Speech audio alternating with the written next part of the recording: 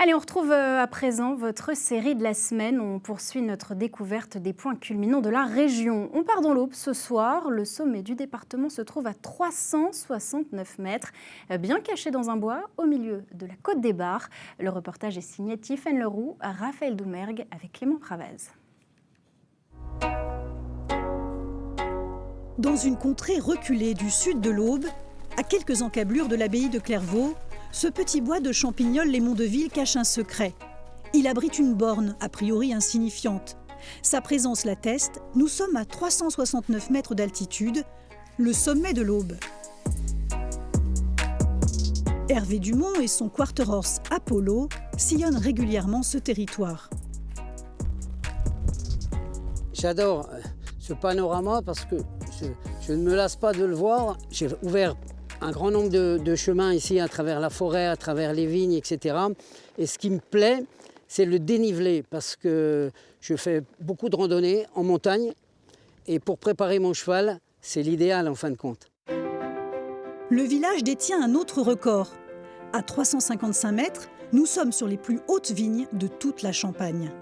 Il y a des doutes parfois où les Troyens pensent que c'est Montgueux, les Baralbins pensent que c'est la colline Sainte-Germaine, mais c'est bien le point culminant qui se trouve ici. 10 ans après l'inscription de ces coteaux au patrimoine mondial de l'UNESCO, la commune veut créer un symbole pour les touristes et les viticulteurs. Il y aura l'aménagement banc, table de pique-nique, et puis donc le pupitre qui matérialisera donc, le point culminant. L'objectif c'est surtout la flânerie, la contemplation du paysage, la forêt d'un côté, les vignes. Ici, c'est une pelouse avec des orchidées. Une trentaine de viticulteurs exercent à Champignols-les-Monts-de-Ville. Beaucoup de vendeurs de raisins au kilo et quelques récoltants manipulants comme Pascal Fricot. Un climat qui est un peu plus rigoureux par rapport à l'altitude. Souvent, on a des gelées qui sont plus importantes, notamment au mois d'avril. On craint beaucoup les gelées du mois d'avril, puisque c'est des gelées qui vont être plus dans les hauteurs que dans les bas. Pour se prémunir de ces gelées, les vignerons d'ici privilégient la taille en cordon. Ils conservent les vieux bois pendant plusieurs années, qui servent de support à de nouvelles branches. Un cordon comme ça, c'est un cordon qui a déjà au moins 10 ans, une charpente qui a 10 ans. Alors que ça, c'est un bois de l'année, quoi. On a des grosses charpentes, donc la sève se perd un petit peu dans les canaux, et ça permet que les bourgeons démarrent un peu plus tard. Alors ça ne change pas la face du monde, c'est une semaine de différence, mais des fois, ça peut sauver une récolte. Dans ce secteur de la Côte des Bars, le cépage privilégié est le pinot noir. Mais les chardonnays ne sont pas ridicules.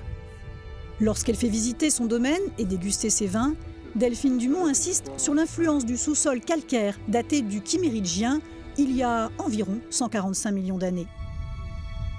Cette pierre calcaire, elle est formée de petites huîtres, donc on appelle des exogyra virgula. Et toute la Côte des Bars est formée par ce sous-sol géologique-là. Ça apporte aussi des vins différents, la minéralité va être différente. Sur ce terroir, l'altitude est loin d'être anecdotique, combinée au réchauffement climatique.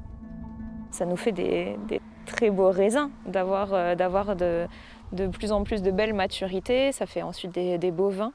Et on arrive tout de même à garder cette belle fraîcheur dans nos champagnes grâce à l'altitude. Et ça va vraiment conférer des notes spécifiques dans nos pinots noirs, notamment des arômes de fruits de la passion, des arômes de pamplemousse, des arômes vraiment même un peu orange sanguine. Rien d'anodin non plus dans la position élevée de cette bâtisse. Une chapelle romane à la sobriété typique des points d'accueil de la route de Compostelle entre Joinville et Vézelay. Elle passe pour être l'un des seuls édifices de l'époque de Saint-Bernard au XIIe siècle. Les édifices cisterciens étaient construits en tenant compte très important de la lumière et du silence. Et ce qui est toujours intéressant ici, c'est d'écouter le silence. Magnétiques au soleil couchant, les vallons de Champignols-les-Monts-de-Ville méritent le détour au sommet de l'aire d'appellation Champagne.